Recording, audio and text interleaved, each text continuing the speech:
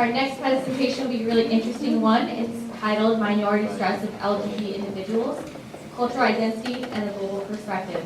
Please welcome Jianmin.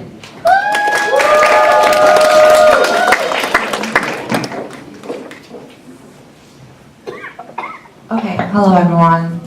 So my talk is about minority stress of LGBT individuals, cultural identity, and a global perspective. So in this presentation, I will use sexual minority as well to kind of interchangeably meaning LGBT individuals. Because I didn't include transgender individuals because they're more about gender identity and expression. So in this study, I'm more focused on sexual orientation.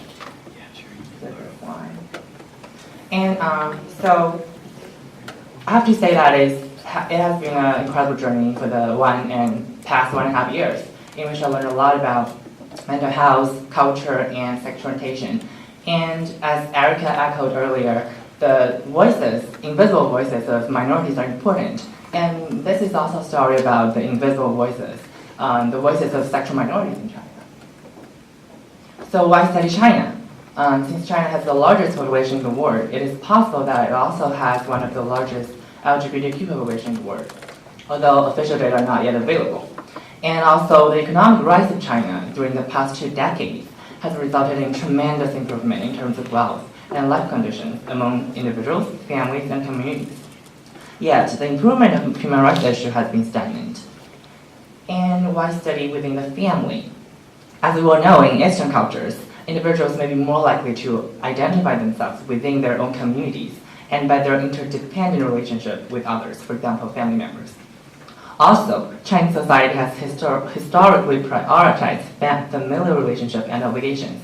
So the Chinese culture believes that the mutual relationship between parents and children is going to benefit both parties, such that parents can kind of control their children's life and help them regulate their development through their lifespan, while children can be respectful to parents and take care of their parents when their parents are getting old. However, the family environment for sexual minorities in China is very stigmatizing. As you can see in this figure, this is a study conducted by United Nations in 2015, and they surveyed about 15,000 sexual minorities in China. And you can see the gray bar is the rejection rate of family towards sexual minority individuals. So 57.6% participants reported that they're rejected within the family. Although there are 8.1 participants reported that they're feeling accepted within the family, but the situation is not very good still. And moreover, the occurrence of discrimination within the family, you can see it's like 56.1%. So it's over half of the participants reported that they felt discriminated within the family, and followed by school, workplace, and religious community. And sorry, how do I go back? Okay, yeah. So, and now I want to take you to hear about the study. The study is based on the minority stress theory. This theory is a very influential and well-cited theory in the area of psychology. So the minority stress theory basically proposed that sexual minorities are likely to experience stressors that's specifically resulting from their sexual identities and sexual status. So we all experience general stressors in life, right? So as we without a class, we break up in a relationship, we lose some loved ones, we all feel stressed, and that will negatively affect our mental health. However, sexual minorities, they experience minority stress specifically, other than the general stressors. So they are likely to experience prejudice, discrimination, violence, which in turn develop the expectation of rejection, concealment, internalized homophobia. So expectation of rejection is like, okay, I'm gay, so they don't like me, they won't invite me to parties. For concealment, it's like, I'm gay, so don't ask, don't tell. If I had a relationship, same-sex partner, I want to keep it private. And for internalized homophobia, it's more like, I'm gay, so I'm a bad person, I'm worthless. So these are all real stress processes that many sexual minorities are experiencing in China and other societies. And all these stressors is going to affect their mental health outcome negatively compared to heterosexuals, because heterosexuals are never going to experience minority stress because they're the majority and privileged persons in society. And in fact, hundreds of empirical studies conducted in the US confirm this theory and demonstrating that sexual minorities are more vulnerable to mental health issues, for example, depression, compared to their heterosexual counterparts.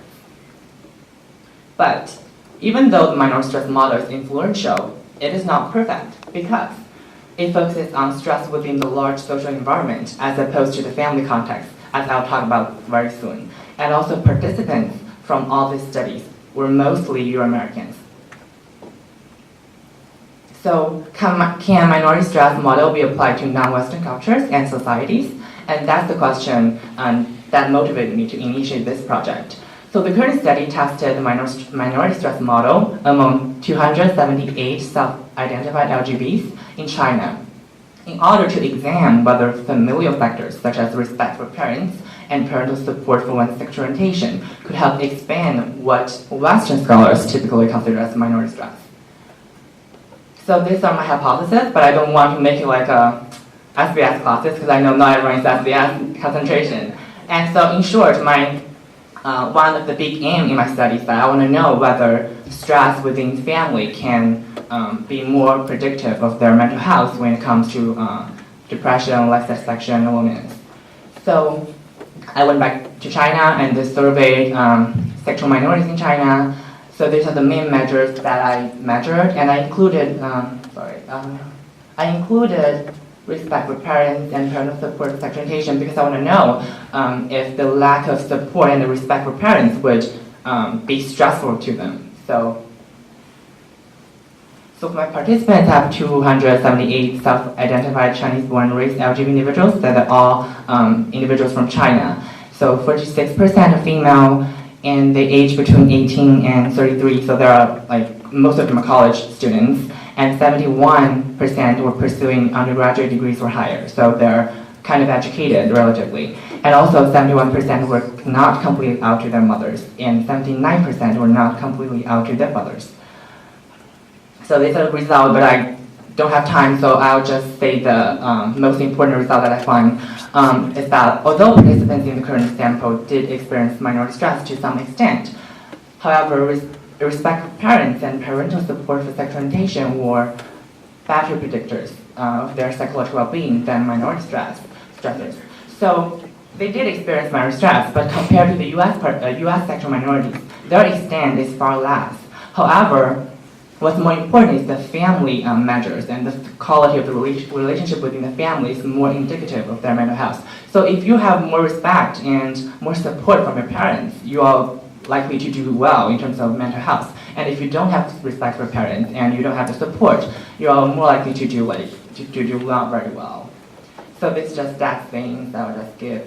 And of course, my study has limitations. One of them is that older LGB adults might have very different experience because if you are 30 or 35 or 40, you're gonna likely to be pressured by your parents to enter heterosexual marriages.